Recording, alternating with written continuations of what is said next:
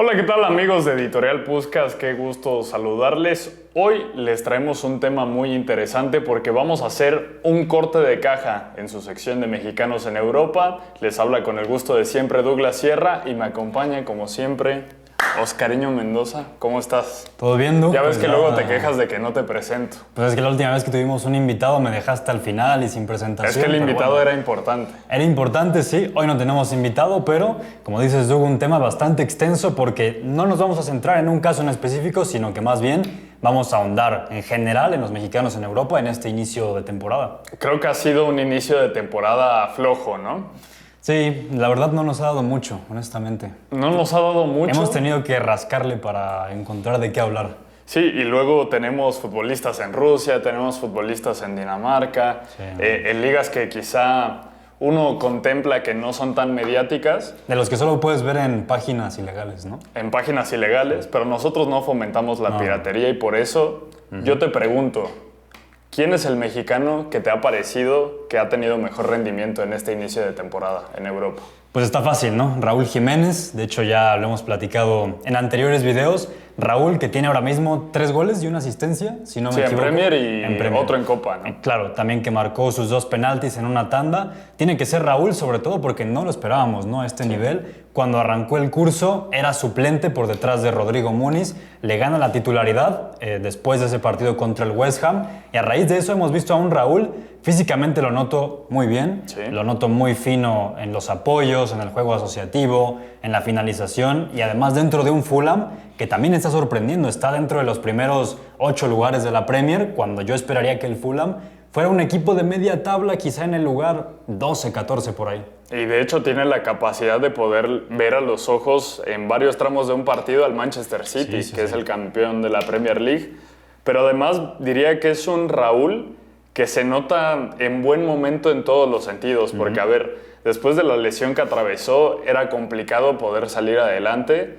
De hecho, en algún momento leí un estudio de neuropsicología que decía que Raúl Jiménez nunca iba a volver a ser el mismo después de una lesión de esa naturaleza, pero creo que el simple hecho de tenerlo ahí jugando como titular en la Premier League ya es una gran ganancia para él, pero además lo está haciendo en buen momento. Físicamente se le ve bien, se le ve ágil y hace recordar sus mejores momentos con el Wolverhampton. Es que además cuando Raúl superó esa fractura de cráneo, lo veíamos como un futbolista pues bastante, no sé, robótico, con miedo, como Sí. muy limitado. Incluso en el Mundial de Qatar, cuando entró Raúl, es que era un jugador que realmente no sumaba por eso mismo. Yo tenía la sensación de que era un futbolista muy limitado, obviamente por esa fractura que tuvo, pero ahora estamos retomando a un Raúl que yo creo que no va a llegar al nivel de 2019 con un Espíritu Santo, pero que aún así yo creo que le puede dar, al menos para esta temporada, ser titular en el Fulham. Sí, definitivamente. El mejor año que tuvo Raúl Jiménez, coincido contigo, es el de 2019 porque en el 2018 es ese año de adaptación. El 2020 es lamentable porque al final es se da cuando esta pasa. lesión. Se da en noviembre de 2020, si no Así me es. equivoco. Bendito David Luiz. Bendito David No, no. Luiz. Es que imagínate Pero- que te dé un cabezazo aquí, a ver a quién lo rompe, ¿no? Pero es un hecho que Raúl Jiménez va a romper el récord que tiene Javier Hernández en este momento como máximo goleador mexicano de la Premier League. Pero adentrándonos un poco en lo que es el modelo y por qué a Raúl Jiménez le va tan bien en el Fulham, es que, te lo decía hace unos días, yo siento que el Fulham tiene en Raúl Jiménez un delantero en el cual puede rebotar los ataques, alguien que descarga muy bien, y también el Fulham que muchas veces apuesta por atacar en transición, Sí, sí. y lo hace muy bien porque a sus lados tiene Iwobi, tiene, por supuesto, para poner de frente a Emil Smith-Rowe, que también se ha complementado muy bien. Sí. Y aprovechando que también Rodrigo Muniz no ha estado en un momento tan dulce de cara al gol como cuando inició este año. Sí, así es, un Fulham que además contra el City fue muy flexible porque lo esperábamos quizá en ese tradicional 4-2-3-1 y cambia al 5-4-1 y aún así, bueno, con Iwobi ahora como carrilero derecho y aún así Raúl igual de importante, incluso Pep lo mencionó después del partido, que ellos le hicieron daño, el Fulham al City, cuando pudieron correr. Sí. Y ahí con Adama, con el propio Iwobi, como ya lo comentábamos, con un buen Raúl para gestionar esas transiciones, fue que sorprendieron en el Etihad. Entonces, yo digo que podemos coincidir en que el número 1 Raúl, ¿no? Sí, delantero de culto para los aficionados de la Premier League, no me queda la menor duda. Ya es muy reconocido, sí. ¿no, Raúl? Sí. Yo creo que así como para nosotros Xherdan Shaqiri es como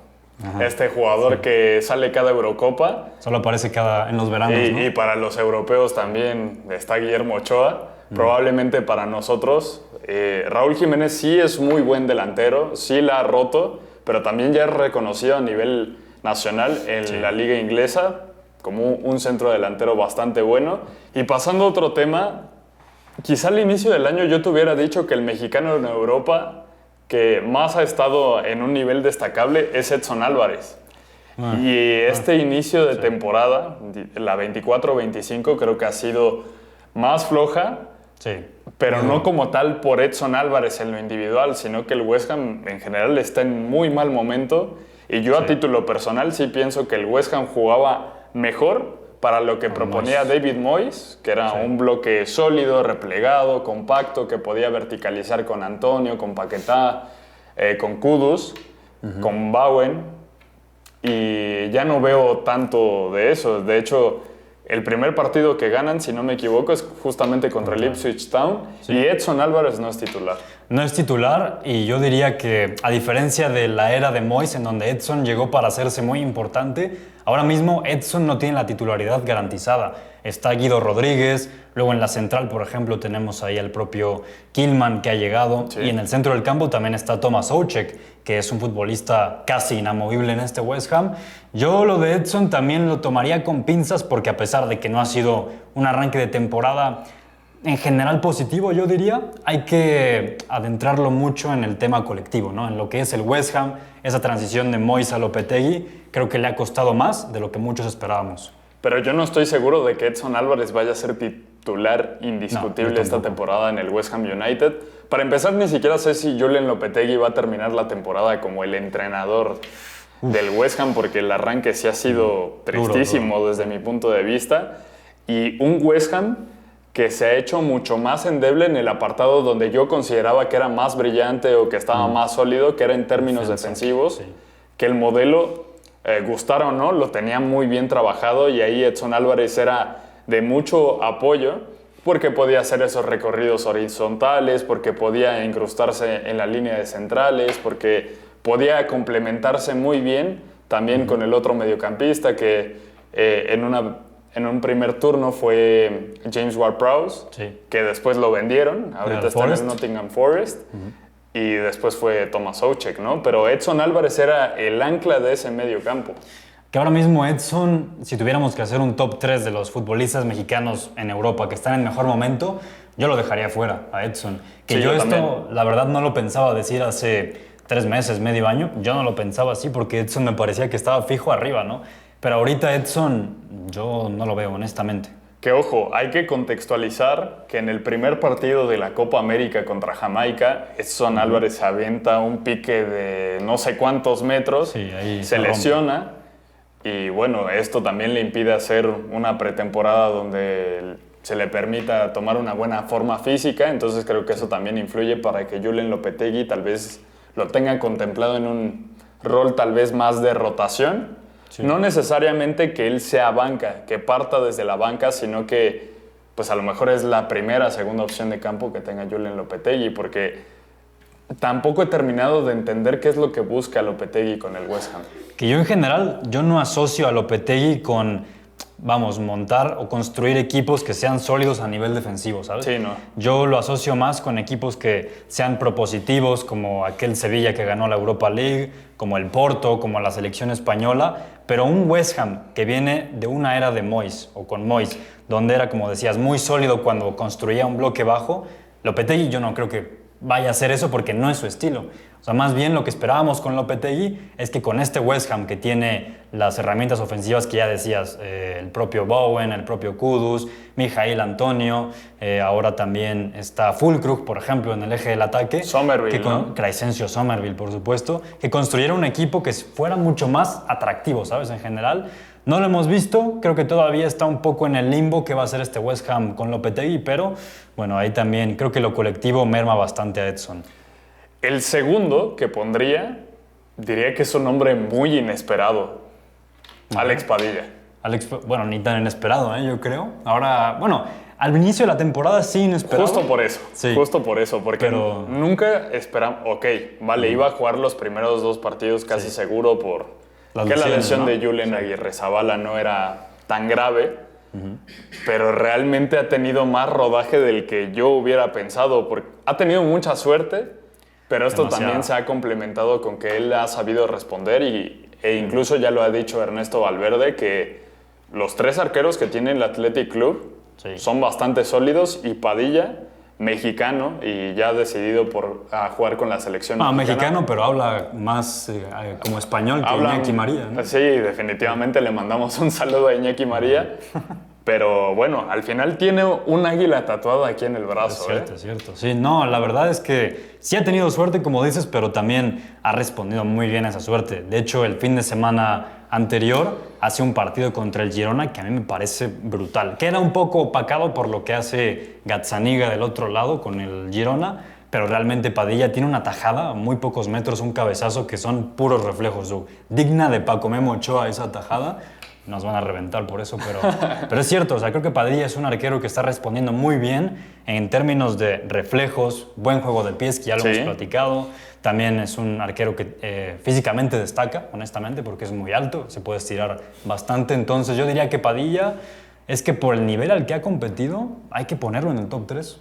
Sí, hay que ponerlo en el top 3, y diría que también ha sabido poner sus cualidades al servicio del equipo, porque como bien mencionabas, tiene un buen juego de pies, pero también lo veo como un arquero más dominante dentro del área, dentro de su propia área, que Memo Ochoa. Que él ha dicho que Memo Ochoa es uno de sus ejemplos a seguir, pero si tuviera que soltar un tercer nombre para completar este top, justamente te diría que Guillermo Ochoa. Sé que puede generar, puede generar controversia, pero la verdad no creo que esté haciendo un mal trabajo en Portugal, y a sabiendas de que también le costó mucho trabajo encontrar un club, porque prácticamente es anunciado en los últimos días del mercado, pues me parece que se ha asentado bien. Que siempre está esta narrativa de que es uno de los arqueros más goleados en Europa, que... Por sus equipos, ¿no? Pero también, o sea, es un escenario, y siempre lo hemos dicho, en donde él reside cómodo. No, de acuerdo. Y de hecho, teníamos la duda, ¿no?, de qué versión de Ochoa íbamos a ver después de un buen rato sin actividad.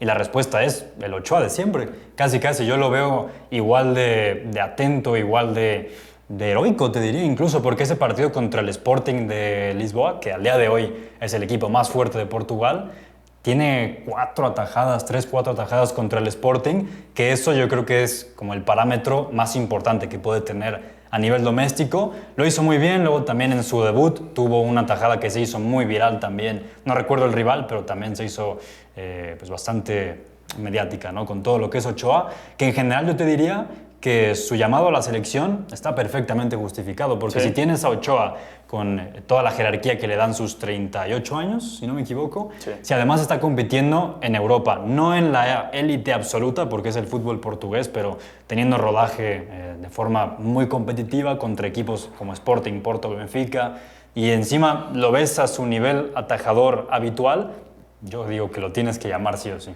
Es que amarrado a su arco, Ochoa es un fenómeno. Sí. Saliendo de su arco, creo que ahí es donde termina flaqueando bastante, que se termina quedando corto. Pero en el escenario que le ofrece el Aves... Entonces ya le vamos a decir Aves, ¿verdad? ¿O ABS? O... No, Aves. Hay que decirle Aves para no meternos en problemas. Así que, entonces, top 3, para recordarle a la gente, Raúl, Padilla y Ochoa. Padilla arqueros por lo inesperado, ¿no? Sí. Porque él tenía quizá todo el escenario en contra y también ha sabido aprovecharlo. Entonces... Fíjate, estamos hablando de 2 arqueros mexicanos que destacan en Europa. Creo que nunca en la historia había pasado esto. No, definitivamente Jamás. no. Ni en las épocas de Raúl Gudiño con el Apoel. Con el Apoel. Que llegó a jugar Champions. ¿no? Cuando era el tercer arquero del Porto y Coincidió se con- codeaba con Iker Casillas. Con Iker Casillas, sí. Sí, pero bueno, ¿Y dónde acabó Gudiño? ¿Dónde está Gudiño ahora? Gudiño está de suplente en el Necaxa. Santo Dios. O sea, yo recuerdo cuando estaba en Chivas y era titular, luego se fue a Necaxa, Cruz Azul, no estuvo en Cruz Azul. ¿O sí?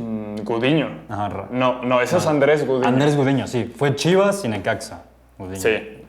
Pero bueno, ahí lo tienen gente de Editorial Puskás. Y ya para cerrar, Oscariño, ¿algún otro nombre que nos haya faltado? A lo mejor tiene dudas la gente respecto a Julián Araujo. Pero a ver, el partido que tiene contra Más el dudas Liverpool... tiene Andoni Iraola, ¿eh? Seguramente, seguramente. El partido que tiene contra el Liverpool, que para mí es el reto más grande que ha tenido Julián Araujo desde que está en el fútbol europeo. Bueno, enfrentó al Madrid, creo que lo hizo bien, Sí. pero tal vez en una liga que tiende más al caos, a que hay más transiciones, a que hay menos pausas, y que también Julián tiene un rol mucho menos controlado de lo que hacía en Las Palmas, porque Las Palmas replegaba un poco más, se mantenía alineado a sus defensas, y en este caso vemos que en el Bournemouth él trata de subir más, que tiene mayor incidencia ofensiva. Y bueno, se han notado las carencias de Julián Araujo cuando tiene que defender a campo abierto. Sí, que son muy bien conocidas esas carencias, ¿no? Al final, yo la sensación que tengo con Julián es que si yo fuera Andoni Iraola y juego contra el City, contra el Liverpool, contra los equipos más importantes de la Premier, yo no lo pondría, honestamente, porque siento que es un futbolista que en los duelos es endeble. O sea, recuerdo contra el Everton o Newcastle que al final uno de los goles que le meten al Bournemouth es casi que culpa de Julián porque viene el centro y el centro es producto, fue contra el Newcastle, era Harvey Barnes, viene el centro producto de que Julián Araujo no gestionó bien ese duelo, ¿sabes? O sea, le dio mucha ventaja, vino el centro y ahí se le fue el partido de las manos al Bournemouth. Y yo eso es algo que veo recurrentemente con Julián, que cuando tiene que defender a un Luis Díaz, como ya decías, contra el Liverpool, a extremos que tienen mucho desequilibrio, le cuesta mucho trabajo. O sea, y en general creo que sí ha crecido, ha evolucionado, pero al día de hoy creo que no le da para ser titular en el Bournemouth. Creo que como suplente para jugar partidos de menor exigencia quizá, tiene el nivel, pero ahora mismo yo tengo muchas dudas con él. Sobre todo en partidos donde se sepa que el Bournemouth va a llevar la iniciativa, porque si va a pasar más tiempo defendiendo, creo que va a ser muy difícil. Y ese partido contra el Liverpool, Luis Díaz le mete un meneo tremendo. Para mí puede ser que Julián Araujo ni siquiera se perfile para durar mucho tiempo en el fútbol europeo. Espero estar equivocado. Creo que típico fichaje que hace Tigres o Monterrey, ¿no?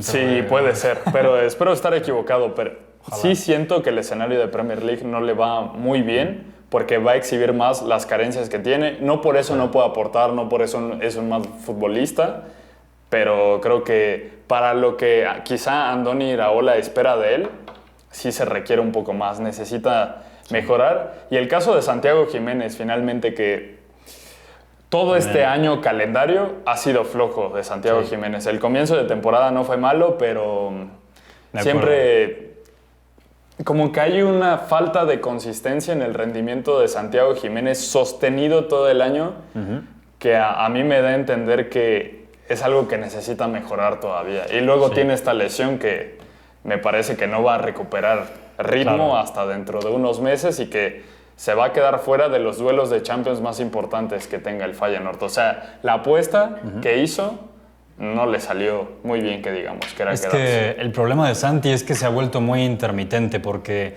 la temporada anterior tuvo un inicio fenomenal, ya lo hemos platicado muchas veces, pero ahora es un poco como el caso de Edson con el West Ham. Hay un cambio de entrenador, se fue Arne Slot al Liverpool, llegó Brian Priske y es un Feyenoord que también al día de hoy no es un equipo que sea sólido. En Liga, ahora mismo creo que está sexto, se le escapan los partidos fácilmente. El otro día llevaba ventaja de 2-0 contra el Groningen y le empatan 2-2 en la segunda mitad. Lo que le hizo el Bayer Leverkusen fue un baile, Dugo. O sea, el Leverkusen le metió un baile al Feyenoord con Santi en el campo y al final también hay que decirlo, Santi tampoco ha estado fino de cara a puerta, tampoco es un futbolista autosuficiente. Hay muchos ahora mismo asteriscos con Santiago Jiménez, que aún así yo creo que tiene todo el nivel para ser titular en la Eredivisie, pero como todos los delanteros es de rachas. Totalmente de acuerdo, Oscariño, pues cerramos el programa. Recomendamos a la gente que por favor nos comente cuál es su futbolista mexicano que consideran más destacados en Europa. Que nos digan su top 3. Que nos digan su top 3. Tenemos nuevos nombres, ¿eh? Tenemos a Jordan Silva jugando en Grecia, Silva. tenemos a Montes Sí. en Rusia, por supuesto que sigue Luis Chávez, Orbelín Pineda. Hay mexicoamericanos porque está Jonathan Gómez, está Tu tema, Doug. Richard Ledesma. Sí. Pero bueno, ellos no se han decidido por México. Todavía Tus no. redes sociales, Oscariño, por favor. Bueno, sobre todo en Twitter como @OscarMendoza02, ahí nos leemos. ¿Y a ti, Doug? A mí me pueden seguir en X y en Instagram como @Douglas_Sierra B. Y con esto cerramos. Que tengan muy buen resto de semana. Chao.